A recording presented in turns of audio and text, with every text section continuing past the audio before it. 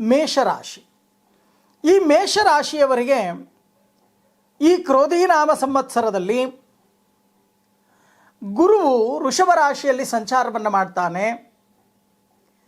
ಈ ವೃಷಭ ರಾಶಿಯಲ್ಲಿ ಸಂಚಾರ ಮಾಡ್ತಕ್ಕಂಥ ಸಮಯದಲ್ಲಿ ಬಹಳಷ್ಟು ಧನಲಾಭ, ಐಶ್ವರ್ಯ ವೃದ್ಧಿ, ಯತ್ನ ಕಾರ್ಯಾನುಕೂಲಗಳು, ಶುಭ ಫಲಗಳು ಲಭ್ಯವಾಗತ್ತೆ. ಈಗಾಗಲೇ ಶುಭ ಫಲಗಳನ್ನು ಅನುಭವಿಸ್ತಾ ಇದ್ದೀರ. ಆದರೆ ಮೇ 14ನೇ ತಾರೀಕಿನ ನಂತರ ಗುರು ಮಿಥುನ ರಾಶಿಗೆ ಪ್ರವೇಶವನ್ನು ಮಾಡ್ತಾನೆ. 3ನೇ ಮನೆಯಲ್ಲಿ ಗುರು ಸಂಚಾರವನ್ನು ಮಾಡ್ತಕ್ಕಂಥ ಸಮಯದಲ್ಲಿ ಇದೇ 2025 ಮೇ 14ರ ನಂತರ ಗುರುವಿನ ಬಲವನ್ನು ನೀವು ಕಳ್ಕೋತೀರ. ಇದರಿಂದ ಆಗ್ತಕ್ಕಂಥ ಪರಿಸ್ಥಿತಿಗಳೇನು, ಅನರ್ಥಗಳಾಗ್ತಕ್ಕಂಥದ್ದು, ನೀವು ಹಾಡುವ ಮಾತಿನಿಂದ ಅನರ್ಥಗಳಾಗ್ತಕ್ಕಂಥದ್ದು, ನಿಮ್ಮನ್ನು ಮಿಸ್ಅಂಡರ್ಸ್ಟ್ಯಾಂಡ್ ಮಾಡಿಕೊಳ್ತಕ್ಕಂಥದ್ದು, ಅಥವಾ ಉದ್ಯೋಗ ಬದಲಾವಣೆಯನ್ನು ಮಾಡಿಕೊಳ್ತಕ್ಕಂಥದ್ದು, ಅಥವಾ ಉದ್ಯೋಗ ನಷ್ಟಗಳನ್ನು ಅನುಭವಿಸ್ತಕ್ಕಂಥದ್ದು, ಆರ್ಥಿಕ ಪರಿಸ್ಥಿತಿಯ ಸಂಕಷ್ಟಗಳನ್ನು ಅನುಭವಿಸ್ತಕ್ಕಂಥದ್ದು, ಇವೆಲ್ಲವೂ ಕೂಡ ಕಂಡುಬರುತ್ತೆ. ಆದರೆ ಮೇಷರಾಶಿಯವರು ಏಕಾದಶ ಸ್ಥಾನದಲ್ಲಿ ಶನಿ ಇರೋ ತನಕ ಸ್ವಲ್ಪ ನೆಮ್ಮದಿಯಾದ ಜೀವನವನ್ನು ನೀವು ಮಾಡ್ತೀರ. ಇನ್ನೇನು ಮಾರ್ಚ್ 29ರ ನಂತರ ಶನಿ ಮೀನ ರಾಶಿಗೆ ಪ್ರವೇಶವನ್ನು ಮಾಡಿದ ಬಳಿಕ ಏಳರಾಟ ಶನಿ ಅಂತಕ್ಕಂಥದ್ದು ನಿಮಗೆ ಪ್ರಾಪ್ತಿಯಾಗತ್ತೆ. ಏಳರಾಟ ಶನಿ ಬಹಳಷ್ಟು ತೊಂದರೆ, ತಾಪತ್ರಯಗಳನ್ನು ಕೊಡ್ತಕ್ಕಂಥದ್ದಾಗತ್ತೆ. ಯಾಕೆಂತಂದರೆ ಶನೇಶ್ವರ 3ರಲ್ಲಿ 6ರಲ್ಲಿ 11ನೇ ಸ್ಥಾನಗಳಲ್ಲಿ ಬಹಳಷ್ಟು ಶುಭ ಫಲಗಳನ್ನು ಕೊಡ್ತಾನೆ. ಆದರೆ ಈಗ ಏಳರಾಟ ಶನಿ ಅಂತಕ್ಕಂಥದ್ದು ಪ್ರಾರಂಭವಾಗ್ತಾ ಇದೆ. ಮೇಷರಾಶಿಯವರು ಎಚ್ಚರಿಕೆಯಿಂದ ಈ ವರ್ಷವನ್ನು ಕಳೀತಕ್ಕಂಥದ್ದು ತುಂಬ ಉತ್ತಮ. ಒಂದು ಕಡೆ ಗುರು ಬಲವನ್ನು ಕೂಡ ಕಳ್ಕೋತೀರಾ, ಇನ್ನೊಂದು ಕಡೆ ಶನಿ ಬಲ ಅಂತಕ್ಕಂಥದ್ದನ್ನು ಕೂಡ ಕಳ್ಕೋತೀರಾ. ಬಹಳಷ್ಟು ಎಚ್ಚರಿಕೆಯನ್ನು ವಹಿಸ್ತಕ್ಕಂಥದ್ದನ್ನು ಮರಿಬೇಡಿ. ಹಾಗಾದರೆ ಗುರುಗಳೇ, ಇದಕ್ಕೆ ಪರಿಹಾರ ಏನು? ನಮ್ಮ ಜೀವನ ಸರಿಪಾಡ್ಕೊಳ್ತಕ್ಕಂಥದ್ದು ಹೇಗೆ? ಧೃತಿಗೆಡ್ತಕ್ಕಂಥದ್ದು ಬೇಡ, ಭಯ ಪಡ್ತಕ್ಕಂಥದ್ದು ಬೇಡ.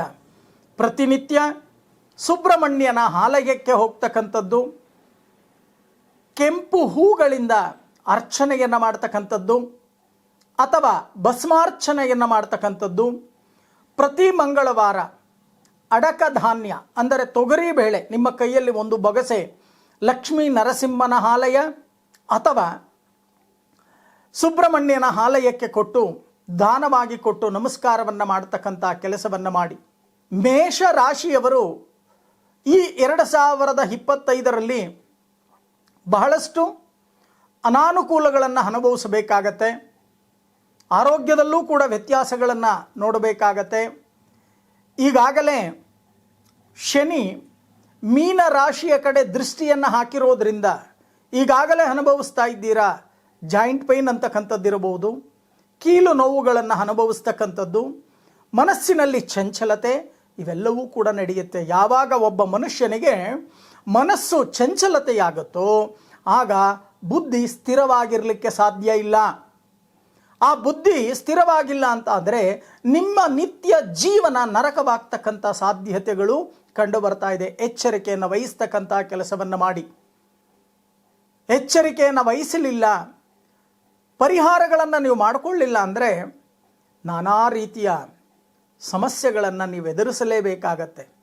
ಒಟ್ಟಾಗಿ ಸುಬ್ರಹ್ಮಣ್ಯನ ಆರಾಧನೆ ಅಥವಾ ಸ್ಕಂದ ಜಪ, ಸ್ಕಂದ ಹೋಮ, ಆಧ್ಯಾತ್ಮಿಕ ಚಿಂತಕರೇನಾರು ಇದ್ದರೆ, ಆಧ್ಯಾತ್ಮಿಕತೆ ನಿಮಗೆ ಗೊತ್ತಿದ್ದರೆ ಸುಬ್ರಹ್ಮಣ್ಯನ ಮಂತ್ರಗಳನ್ನು ಪಾರಾಯಣವನ್ನು ಮಾಡ್ತಕ್ಕಂಥ ಕೆಲಸವನ್ನು ಮಾಡ್ತಕ್ಕಂಥದ್ದು ತುಂಬ ಹೊಳಿತು. ಈ ರೀತಿ ಮಾಡುವುದರಿಂದ ಕರ್ಮಣ್ಯೇವಾಧಿಕಾರಸ್ಯ, ಏನು ಭಗವದ್ಗೀತೆಯಲ್ಲಿ ಶ್ಲೋಕವನ್ನು ನಾವು ಹೇಳ್ತೇವೆ, ಮಾಡಿದ್ದುಣ್ಣೋ ಮಹಾರಾಯ. ನಮ್ಮ ಕೆಲಸವನ್ನು ಸರಿಯಾಗಿ ನಾವು ಮಾಡಬೇಕು, ಫಲಾಫಲಗಳನ್ನು ಮೇಲಿರ್ತಕ್ಕಂಥವನಿಗೆ ಬಿಡಬೇಕು. ಜಾಗೃತೆ ಇರಲಿ. ಈ ವರ್ಷ ಎಚ್ಚರಿಕೆಯಿಂದ ವರ್ಷವನ್ನು ಕಳೀತಕ್ಕಂಥದ್ದು ತುಂಬ ಉತ್ತಮ. ಇನ್ನು ವೃಷಭ ರಾಶಿ. ಈ ವೃಷಭ ರಾಶಿಯವರಿಗೆ 2025 ಹೇಗಿರುತ್ತೆ? ಅವರ ಜೀವನ ಏನೆಲ್ಲ ಅನುಭವಿಸಬೇಕಾಗತ್ತೆ?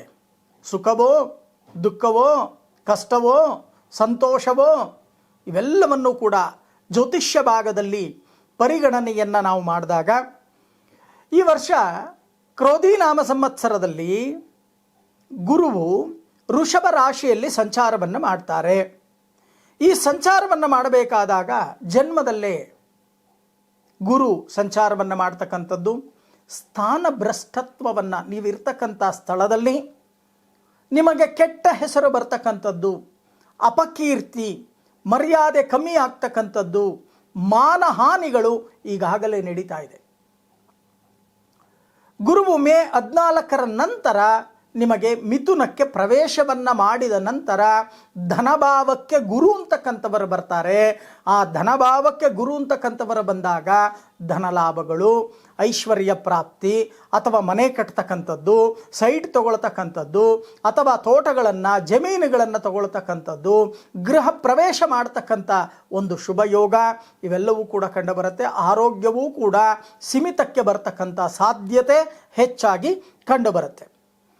ಯಾರ್ಯಾರು ವಿವಾಹಕ್ಕೆ ಹಂಬಲಿಸ್ತಾ ಇದ್ದೀರೋ ವೃಷಭ ರಾಶಿಯವರು, ಅವರಿಗೆ ಗುರುಬಲ ಅಂತಕ್ಕಂಥದ್ದು ಮೇ 14ರ ನಂತರ ಬಂದ ನಂತರ ವಿವಾಹ ಪ್ರಾಪ್ತಿ ನಿಶ್ಚಯ, ಅಥವಾ ವಿವಾಹ ಪ್ರಾಪ್ತಿ, ಸಂತಾನ ಪ್ರಾಪ್ತಿ, ದಾಂಪತ್ಯದಲ್ಲಿ ಅನ್ಯೋನ್ಯತೆ, ಇವೆಲ್ಲವೂ ಕೂಡ ಕಂಡುಬರುತ್ತೆ. ಆದರೆ ಈ ಕ್ರೋಧಿನಾಮ ಸಂವತ್ಸರದಲ್ಲಿ ಮಾರ್ಚ್ 29ನೇ ತಾರೀಕಿನವರೆಗೆ ಶನಿಯು ಕುಂಭರಾಶಿಯಲ್ಲಿ ಸಂಚಾರವನ್ನು ಮಾಡ್ತಕ್ಕಂಥ ಸಮಯದಲ್ಲಿ ಭಾಗ್ಯಸ್ಥಾನ ಅಂತ ನಾವು ಹೇಳ್ತೇವೆ. ಭಾಗ್ಯದ ಬಾಗಿಲು ತೆರೀತಕ್ಕಂಥ ಒಂದು ವರ್ಷ ಕ್ರೋಧಿನಾಮ ಸಂವತ್ಸರ ನಿಮಗೆ. ಆದರೆ ಗುರುಬಲ ಇಲ್ಲದೆ ಇರೋ ಕಾರಣ ಅರ್ಧಂಬರ್ಧ ಎಲ್ಲವೂ ಕೂಡ ಮುಂದೆ ನಿಮಗೆ ಓಡಾಡುತ್ತೆ, ಅನುಭವಿಸಲಿಕ್ಕೆ ಸಾಧ್ಯ ಇಲ್ಲ. ಆದರೆ ಕರ್ಮಸ್ಥಾನಕ್ಕೆ ಅಂದರೆ ಮೀನ ರಾಶಿಗೆ ಶನಿ ಪ್ರವೇಶ ಮಾಡಿದ ನಂತರ ಬಹಳಷ್ಟು ಅನುಕೂಲಗಳನ್ನು ಪಡಿತಕ್ಕಂಥದ್ದು, ಹೊಸ ಹೊಸ ಕೆಲಸಗಳನ್ನು ಉತ್ಪತ್ತಿಯನ್ನು ಮಾಡಿಕೊಳ್ತಕ್ಕಂಥ ಒಂದು ಕೆಲಸ, ಹೊಸ ಹೊಸ ಕೆಲಸ ಕಾರ್ಯಗಳು ಪ್ರಾರಂಭವನ್ನು ಮಾಡ್ತೀರಾ. ಕರ್ಮಸ್ಥಾನ ಅಂತಕ್ಕಂಥದ್ದು ಕೆಲಸದ ಮೇಲೆ ಹೆಚ್ಚಿನ ಜವಾಬ್ದಾರಿ, ಹೆಚ್ಚಿನ ಜಾಗ್ರತೆ, ಇವೆಲ್ಲವನ್ನು ತೋರಿಸ್ತಕ್ಕಂಥ ಒಂದು ಫಲವನ್ನು ಈ ಶನಿಗ್ರಹ ದಶಮ ಸ್ಥಾನದಲ್ಲಿ ನಿಮಗೆ ಕೊಡ್ತಾನೆ. ಇನ್ನು ರಾಹು ಭಾಗ್ಯಸ್ಥಾನಕ್ಕೆ ಬರ್ತಾನೆ. ರಾಹು ಕೂಡ ಈಗ ಮೀನರಾಶಿಯಲ್ಲಿ ಸಂಚಾರವನ್ನು ಮಾಡ್ತಾ ಇದ್ದಾನೆ. ಕ್ರೋಧಿನಾಮ ಸಂವತ್ಸರದಲ್ಲಿ, ವಿಶ್ವಾವಸು ಸಂವತ್ಸರದಲ್ಲಿ ರಾಹು ಕುಂಭರಾಶಿಗೆ ಪ್ರವೇಶವನ್ನು ಮಾಡಿದ ನಂತರ ಕುಟುಂಬದಲ್ಲಿ ತಂದೆ ಅಥವಾ ತಾಯಿಗೆ ಅನಾರೋಗ್ಯ ಪೀಡಿತರಾಗ್ತಕ್ಕಂಥದ್ದು, ಅದಕ್ಕೋಸ್ಕರ ಬಹಳಷ್ಟು ಹಣವನ್ನು ಖರ್ಚು ಮಾಡಿಕೊಳ್ತಕ್ಕಂಥದ್ದು, ಚಿಕಿತ್ಸೆಗೋಸ್ಕರ ಸಾಲ ಮಾಡ್ತಕ್ಕಂಥ ಒಂದು ಪರಿಸ್ಥಿತಿ, ಇವೆಲ್ಲವನ್ನು ಕೂಡ ರಾಹುಗ್ರಹ ಅಂತಕ್ಕಂಥವನು ಕೊಡ್ತಾನೆ. ಒಟ್ಟಾಗಿ ಈ ಒಂದು 2025ರಲ್ಲಿ ಅನುಕೂಲಗಳು 100ಕ್ಕೆ 60 ಭಾಗವಾದರೆ 40 ಭಾಗ ಅನಾನುಕೂಲಗಳು ಅಂತಕ್ಕಂಥದ್ದು ಬರುತ್ತೆ. ಹಾಗಾದರೆ ನೀವು ಕೇಳ್ಬೋದು, ಗುರುಗಳೇ ಏನು ಮಾಡಬೇಕು, ಯಾವ ಪರಿಹಾರ ಮಾಡಬೇಕು, ಯಾವ ದೇವತೆಯ ಆರಾಧನೆಯನ್ನು ಮಾಡಬೇಕು, ಏನು ದಾನ ಮಾಡಬೇಕು? 366 ಕೋಟಿ ದೇವರುಗಳು ಅಡಕವಾಗಿರ್ತಕ್ಕಂಥ ಕಾಮಧೇನು, ಹಸು ಮತ್ತು ಕರು, ಇದಕ್ಕೆ ಪೂಜೆಯನ್ನು ಮಾಡ್ತಕ್ಕಂಥದ್ದು, ನಿಮ್ಮ ಲಗ್ನವನ್ನು ಒಮ್ಮೆ ಪರಿಗಣನೆಯನ್ನು ಮಾಡಿಕೊಳ್ತಕ್ಕಂಥ ಕೆಲಸವನ್ನು ಮಾಡಿ.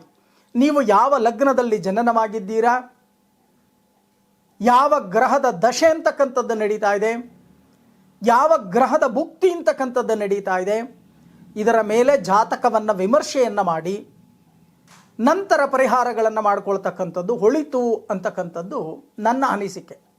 ಆದರೂ ವೃಷಭ ರಾಶಿಯವರು ಮಾಡಬೇಕಾಗಿರ್ತಕ್ಕಂಥದ್ದಿಷ್ಟೇ: ಗೋಪೂಜೆ, ಪಶು ಆಹಾರ ತ್ರಿದಾನ, ಪ್ರತಿ ಶುಕ್ರವಾರ ಶ್ವೇತವರ್ಣದ ಹಸು ಮತ್ತು ಕರುವಿಗೆ ಬೆಲ್ಲ ಬಾಳೆಹಣ್ಣನ್ನು ತಿನ್ನಿಸ್ತಕ್ಕಂಥದ್ದು, ಹೆಚ್ಚಾಗಿ ಶಿವಾಲಯಕ್ಕೆ ಹೋಗ್ತಕ್ಕಂಥದ್ದು, ಪ್ರತಿ ಸೋಮವಾರ ಬಿಲ್ವಾರ್ಚನೆಯನ್ನು ಮಾಡ್ತಕ್ಕಂಥದ್ದು, ದಶ ಪ್ರದಕ್ಷಿಣಾ ನಮಸ್ಕಾರವನ್ನು ಮಾಡ್ತಕ್ಕಂಥದ್ದು, ಜೊತೆಗೆ ಎಲ್ಲಾದರೂ ರುದ್ರ ಮತ್ತು ಚಮೆ ಪಾರಾಯಣ ನಿಮ್ಮ ಕರ್ಣಕ್ಕೆ ಅಂದರೆ ಕಿವಿಗೆ ಬಿದ್ದ ನಂತರ ಆ ದೇವಾಲಯಕ್ಕೆ ಹೋಗಿ ದೀರ್ಘದಾಂಡ ನಮಸ್ಕಾರವನ್ನು ಮಾಡ್ತಕ್ಕಂಥದ್ದು, ಪ್ರತಿ ಸೋಮವಾರ ಶಿವಾಲಯಕ್ಕೆ ಹೋಗಿ ಆ ಒಂದು ಪಂಚಾಮೃತ ಅಭಿಷೇಕ ಅಥವಾ ರುದ್ರಾಭಿಷೇಕವಾಗಿರ್ತಕ್ಕಂಥ ತೀರ್ಥವನ್ನು ನಿಮ್ಮ ಶರೀರಕ್ಕೆ ಪ್ರಾಶನವನ್ನು ಮಾಡ್ತಕ್ಕಂಥದ್ದು, ಇಷ್ಟನ್ನು ನೀವು ಮಾಡಿದರೆ ಈ 40 ಭಾಗ ಬರ್ತಕ್ಕಂಥ ಕಷ್ಟ ಕಾರ್ಪಣ್ಯಗಳು ಅಂತಕ್ಕಂಥದ್ದೇನಿದೆಯೋ ಆ ಕಷ್ಟ ಕಾರ್ಪಣ್ಯಗಳು ಕಮ್ಮಿಯಾಗಿ ಸುಖ ಜೀವನ ಅಂತಕ್ಕಂಥದ್ದು ಪ್ರಾಪ್ತಿಯಾಗತ್ತೆ. ಇನ್ನು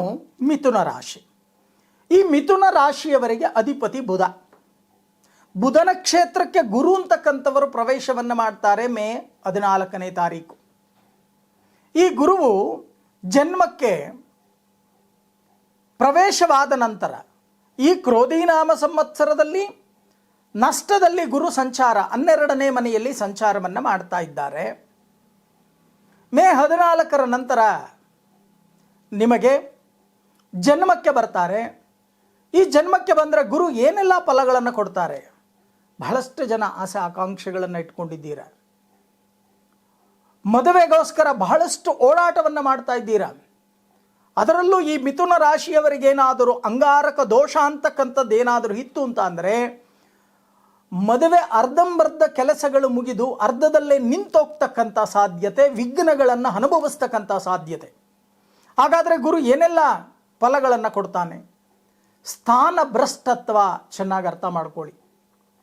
ನೀವಿರ್ತಕ್ಕಂಥ ಜಾಗದಲ್ಲಿ ನಿಮಗೆ ಕಳ್ಳ ಅನ್ನೋ ಪಟ್ಟವನ್ನು ಕಟ್ತಕ್ಕಂಥದ್ದು, ಆ ಸ್ಥಾನಕ್ಕೆ ಮತ್ತೆ ಹೋಗದೇ ಇರತಕ್ಕಂಥ ಒಂದು ಹವಾಮಾನ ಅಪಮಾನಗಳನ್ನು ಮಾಡ್ತಕ್ಕಂಥದ್ದು, ಅಥವಾ ಬೇರೆ ಯಾರೋ ಮಾಡಿರ್ತಕ್ಕಂಥ ಅಪರಾಧಗಳು ನಿಮ್ಮ ಮೇಲೆ ಬರ್ತಕ್ಕಂಥ ಸಾಧ್ಯತೆ, ಜೊತೆಗೆ ದುಷ್ಟ ಬುದ್ಧಿ, ಕೆಟ್ಟ ಕೆಟ್ಟ ಆಲೋಚನೆಗಳು ಬರುತ್ತೆ. ನಿಮಗೆ ಮನಸ್ಸು ಸೀಮಿತವಾಗಿ ಇರಲಿಕ್ಕೆ ಸಾಧ್ಯ ಇಲ್ಲ. ಮನಸ್ಸು ಚಂಚಲತೆ, ದುರಾಲೋಚನೆ, ಕೆಟ್ಟ ಕೆಟ್ಟ ಆಲೋಚನೆಗಳನ್ನು ನೀವು ಮಾಡ್ತೀರಾ. ಇದರಿಂದ ಮನಸ್ಸನ್ನು ಕೆಡಿಸ್ಕೋತೀರಾ. ಮನಸ್ಸನ್ನು ಏಕಾಗ್ರತೆಯಲ್ಲಿ ಇಟ್ಕೊಳ್ತಕ್ಕಂಥದ್ದು ತುಂಬ ಹೊಳಿತು. ಇದು ಗುರುವಿನ ಫಲ ಅಂತಕ್ಕಂಥದ್ದು ಹೇಳುತ್ತೆ. ಇನ್ನು ಭಾಗ್ಯಸ್ಥಾನದಲ್ಲಿ ಶನಿ ಅಂತಕ್ಕಂಥವರು ಸಂಚಾರ ಮಾಡ್ತಾ ಇದ್ದಾರೆ. ಯಾವಾಗ? ಈಗ ಅಂದರೆ ಕ್ರೋಧಿನಾಮ ಸಂವತ್ಸರದಲ್ಲಿ ಮಾರ್ಚ್ 29ನೇ ತಾರೀಕು ಶನಿ ಮೀನರಾಶಿಗೆ ಪ್ರವೇಶವನ್ನು ಮಾಡತಕ್ಕಂಥ ಬಳಿಕ ನಿಮಗೆ ಕರ್ಮಸ್ಥಾನಕ್ಕೆ ಶನಿ, ಕರ್ಮಸ್ಥಾನಾಧಿಪತಿಯಾಗಿರ್ತಕ್ಕಂಥ ಶನಿ ಕರ್ಮಸ್ಥಾನಕ್ಕೆ ಅಂದರೆ ಮೀನರಾಶಿಗೆ ಬಂದು ಸಂಚಾರವನ್ನು ಶುರು ಮಾಡಿದ ನಂತರ ನೀವು ಮಾಡ್ತಕ್ಕಂಥ ಕೆಲಸ ಕಾರ್ಯಗಳಲ್ಲಿ ಅಭಿವೃದ್ಧಿ ಅಂತಕ್ಕಂಥದ್ದು ಬರುತ್ತೆ. ನೀವು ಮಾಡ್ತಕ್ಕಂಥ ಕೆಲಸದ ಬದಲಾವಣೆ, ಉದ್ಯೋಗದ ಬದಲಾವಣೆ ಮಾಡಲೇಬೇಕಾಗತ್ತೆ. ಅಭಿವೃದ್ಧಿಯನ್ನು, ಮೂಲ ಮಂತ್ರವನ್ನು ಜಪಿಸ್ತಕ್ಕಂಥ ಒಂದು ವರ್ಷವಾಗತ್ತೆ. ಮಾಡ್ತಕ್ಕಂಥ ಕೆಲಸ ಕಾರ್ಯದಲ್ಲಿ ದಿನೇ ದಿನೇ ದಿನೇ ದಿನೇ ಅಭಿವೃದ್ಧಿಯತ್ತ ಹೋಗ್ತಕ್ಕಂಥ ಸಾಧ್ಯತೆ. ಕರ್ಮಸ್ಥಾನಾಧಿಪತಿಯಾಗಿರ್ತಕ್ಕಂಥ ಗುರು ಜನ್ಮದಲ್ಲಿದ್ದರೂ ಸಹಿತ ಆದರೆ ಕರ್ಮಸ್ಥಾನದಲ್ಲಿ ಶನಿ ಅಂತಕ್ಕಂಥವರ ಸಂಚಾರವನ್ನು ಮಾಡ್ತಾರೆ ದಶಮ ಸ್ಥಾನದಲ್ಲಿ. ಹಾಗಾಗಿ ಬಹಳಷ್ಟು ಅನುಕೂಲಗಳನ್ನು ಪಡಿತಕ್ಕಂಥದ್ದು ಶನಿಯಿಂದ ಅಂತಕ್ಕಂಥದ್ದು ಕಂಡುಬರುತ್ತೆ. ಹೊಸ ಹೊಸ ಕೆಲಸಗಳನ್ನು, ನಿಂತು ಹೋಗಿರ್ತಕ್ಕಂಥ ಕೆಲಸಗಳನ್ನು ಪುನರಾರಂಭವನ್ನು ಮಾಡ್ತಕ್ಕಂಥ ಸಾಧ್ಯತೆಗಳು ಕೂಡ ಹೆಚ್ಚಾಗಿ ಕಂಡುಬರುತ್ತೆ ಈ ಮಿಥುನ ರಾಶಿಯವರಿಗೆ. ಹಾಗಾದರೆ ಇವರು ಯಾವ ಪರಿಹಾರಗಳನ್ನು ಮಾಡ್ಕೋಬೇಕು? ಬಹಳಷ್ಟು ಜನ ಆಲೋಚನೆಯನ್ನು ಮಾಡ್ತಕ್ಕಂಥದ್ದು, ಹೋಮ ಹವನಾದಿಗಳನ್ನು ಮಾಡಿದ ತಕ್ಷಣ ಎಲ್ಲವೂ ಕೂಡ ಸರಿ ಹೋಗುತ್ತಾ? ಖಂಡಿತವಾಗಿ ಹೌದು, ಸರಿ ಹೋಗುತ್ತೆ. ಆದರೆ ನೀವು ಎಷ್ಟು ಪ್ರಮಾಣದಲ್ಲಿ ಶ್ರದ್ಧಾ ಭಕ್ತಿ ಏಕಾಗ್ರತೆಯಿಂದ ಆಚರಣೆಯನ್ನು ಮಾಡ್ತೀರಿ, ಅದು ನಿಮ್ಮ ಮೇಲೆ ವ್ಯತ್ಯಾಸಗಳಾಗ್ತಕ್ಕಂಥದ್ದು. ಇಲ್ಲಿ ಯಾರೂ ಕೂಡ ನಿಮ್ಮ ಗ್ರಹಚಾರವನ್ನು ಸರಿ ಮಾಡಲಿಕ್ಕೆ ಸಾಧ್ಯ ಇಲ್ಲ. ನಿಮ್ಮ ಗ್ರಹಚಾರವನ್ನು ನೀವೇ ಸರಿ ಮಾಡಿಕೊಳ್ತಕ್ಕಂಥ ಕೆಲಸವನ್ನು ಮಾಡಬೇಕು. ಅದಕ್ಕೆ ಪ್ರತಿ ಬುಧವಾರ ವಿಷ್ಣು ಆಲಯಕ್ಕೆ ಹೋಗ್ತಕ್ಕಂಥದ್ದು, ನಾಟಿ ತುಳಸಿಯನ್ನು ಶ್ರೀಮನ್ನಾರಾಯಣನ ಪಾದದಲ್ಲಿ ಅರ್ಪಣೆಯನ್ನು ಮಾಡಿ ದೀರ್ಘದಾಂಡ ನಮಸ್ಕಾರವನ್ನು ಮಾಡ್ತಕ್ಕಂಥ ಕೆಲಸ, ಪ್ರತಿನಿತ್ಯ ವಿಷ್ಣು ಸಹಸ್ರನಾಮವನ್ನು ಪಾರಾಯಣವನ್ನು ಮಾಡ್ತಕ್ಕಂಥ ಕೆಲಸ, ಪ್ರತಿ ಬುಧವಾರ ನಿಮ್ಮ ಕೈಯಲ್ಲಿ ಸಾಧ್ಯವಾದಷ್ಟು ಮುದ್ಗ ಧಾನ್ಯ ಅಂದರೆ ಹೆಸರು ಬೇಳೆಯನ್ನು ಕೃಷ್ಣಾರ್ಪಣವನ್ನು ಮಾಡಿ ದಾನವಾಗಿ ಕೊಡ್ತಕ್ಕಂಥ ಕೆಲಸವನ್ನು ನೀವು ಸರಿಯಾಗಿ ಅಚ್ಚುಕಟ್ಟಾಗಿ ಮಾಡಿದ್ದೇ ಆದರೆ ಈ ಮಿಥುನ ರಾಶಿಯವರಿಗೆ ಬರ್ತಕ್ಕಂಥ ಕಷ್ಟ ಕಾರ್ಪಣ್ಯಗಳ ಪ್ರಮಾಣಗಳು ಕಮ್ಮಿ ಆಗುತ್ತೆ. ಸುಖ ಜೀವನ ಅಂತಕ್ಕಂಥದ್ದು ನಿಮಗೆ ಪ್ರಾಪ್ತಿಯಾಗುತ್ತೆ.